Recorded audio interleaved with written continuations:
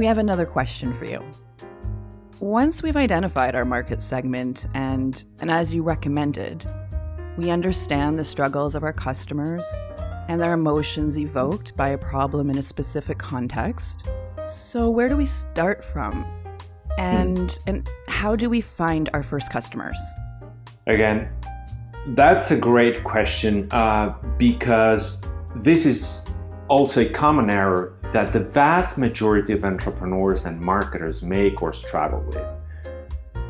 Once we have defined our market segment as a group of people who have in common a role inside a context facing a problem, a challenge that evokes a specific emotion, that's just the starting point. In fact, we have to develop enough emotional intelligence at this point to acknowledge that inside the same market segment, customers can experience different levels of intensity for the specific emotion. It can go from very mild to very intense. So just for the sake of an example, the emotion of reference of our market segment is, let's say, anger, right? The palette of emotions can go from indifference to annoyance to irritation to anger up to rage. So let's start by focusing on the worst case scenario where you were trying to sell your amazing product to people in your market segment, but where the emotion evoked by the problem common to your market segment is almost absent, right?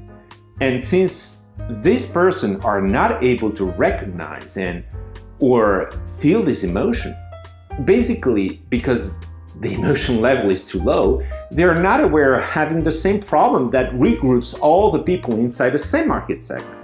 And since they are not aware of having a problem, they're never ever going to spend any kind of effort and resources such as money, time, physical effort, brain cycles, reputation, and so on to solve the problem. Because basically, they don't think they have a problem. Yes. So when you are going to ask them, show me the money now, in other words, buy my product, they're never ever going to open their wallet because, first of all, they're not even aware of having a problem. So typically the answers can sound like, no, thanks, I'm fine.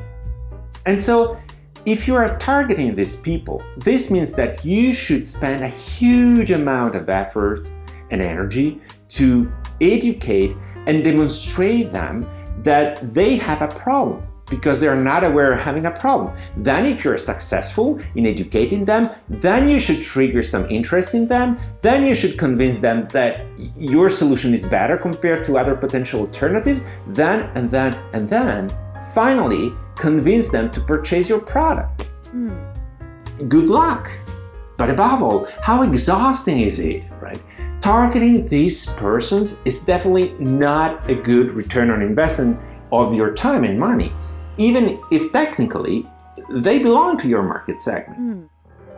While in the same market segment, on the other end of the spectrum, there are people who are feeling the same emotion as the other people inside the same market segment, but with so much intensity that not only the intensity of the emotion is so big to feel and recognize the emotion, but also to make these people aware that they are struggling in that specific context. In other words, they are aware of having a problem. But that's not all. The emotional intensity is so big for them that they are actively trying to spend some kind of efforts and resources, again, money, time, physical efforts, reputation, etc., to solve the problem. So when you're going to ask them, show me the money, again, buy my product, their reaction will not only completely different, but opposite to the quote-unquote, thanks, but no thanks, I'm fine. In fact, their answer could sound like, shut up and take my money, right? Because I'm so in need of solving this situation that if you can help me with your solution and I have enough resources that you are asking me money, time, and so on, I will not only buy your product, but emotionally speaking, I will consider you, your company, your product, etc., as a savior. And when I will meet other people inside the same market segment I belong to, I'm more than happy to help them by showing off how I, as an expert, have already fixed and solved that issue. This group of people is our gold mine because they are the potential early adopters of our product, and so they correspond to our little spark that can inflame the whole market.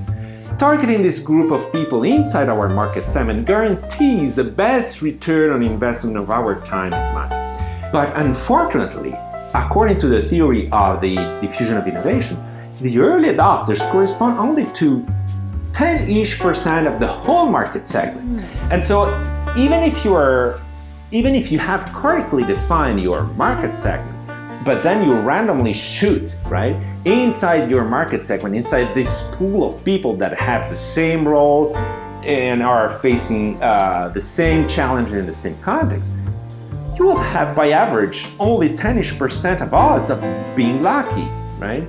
So, which means that 90% or even more of your time and money is wasted, it's gone, which is, by and large, far from the concept of a good return on investment. And that's just scary. Yes. And also depressing, because you start to collect a series of no, where every rejection adds on top of each other and keep reinforcing the depressing feeling of being just at the mercy of luck. And this pushes the entrepreneurs to a lack of confidence in the market or in the product. Shortly, they feel they are on the path of failure. So once we have identified our market segment, the main critical question is, how can we identify this little tiny group of early adopters with a systematic approach and in a more reliable way? And then the second question is, where? Where do we find them, right? Yes. So the critical difference between early adopters and all the rest of the people in the same market segment is that early adopters are spending their efforts and resources to solve the problem right now, while the rest of the people in the same segment are not. So early adopters are actually doing something to solve the problem right now. So we have to look for undeniable proofs, for fact-based pieces of evidence that these people are actively spending efforts and resources to try to solve the problem. Once we have a clear understanding about what are these actions, these shreds of evidence that early adopters leave in the world so that we can observe and witness these actions, at the same time, we can also identify the places, the venues, the location where our early adopters took this action in the real or in the digital world. So let's make a couple of examples. So let's start with an example about spending money. Oh, yes. Which perhaps can be easier to follow. Yes. For instance, if our early adopters solve their problem by paying some money to buy an alternative to our product, and we can witness this purchase, this purchasing action, then we have the undeniable proof that they can be potential early adopters. So in this case, the confirmation action that we want to observe to identify our potential early adopters is the purchase of an alternative solution. Now that we know what action we're looking for, in this case a purchase, where can we observe the proof of purchase of this specific product in the real or in the digital world? In the real world, it could be a store. And so our first step could be to go to a physical store, to a shop or a mall, and observe customers behaving in real life until we find someone who bought a specific product and generally start to curiously ask questions about the new product they bought. And this conversation, other than providing us a free real competitive analysis, it's telling us if our early adopters are satisfied with their current solution or if it is not optimal and why, so that we can eventually help them to solve their problem in a better way. Instead, in the digital world, this could look like finding people on a website, on eBay, on Amazon, and so on. For instance, on Amazon, we could look for people who after spending money to buy the product, they also spend time leaving a comment, a review, right? This is something that I can observe. It's undeniable, it's visible, it's there. Yes. And if the comment is not good, what a better opportunity for us to try to reach out to this person to learn more about what's not optimal. So here we start really, really small with a sort of magnifying glass. We're just focusing on creating a small spark, not a giant fire. As entrepreneurs or marketers, we have to act as investigators. We have to work backward from the footprints that our early adopters left in the world, from these breadcrumbs, from these proofs of actions. So we have to observe and then follow back the footprints and go back to find our early adopters. So our most effective way is counterintuitive. We have to think out of the box and start a reverse engineering process of working backward, more or less like a hacker. In fact, that's how we hack the market. These observable actions, for instance, the purchase of a product, are the handles of the back door to get inside and access our market. Once more, we have limited resources. We have to think smart and be strategic. We don't have huge resources to waste and target a whole market segment. Our goal is to validate the existence of early adopters as quickly as possible. Yes. Also because if we are not able to find early adopters who are those feeling the most intense emotion, this means that a whole market segment does not exist. It can be because of the wrong timing, the wrong geographical area, etc. But if we are not able to find our first customers today, how hard will it be tomorrow? When we will have spent much more resources, we will have employees and so on, we will only have a bigger failure. Yes. However, just as a heads up and reminder, the fact that someone is complaining about a specific problem does not automatically give you proof that that person is an early adopter. Complaining about things is easy. It costs almost nothing.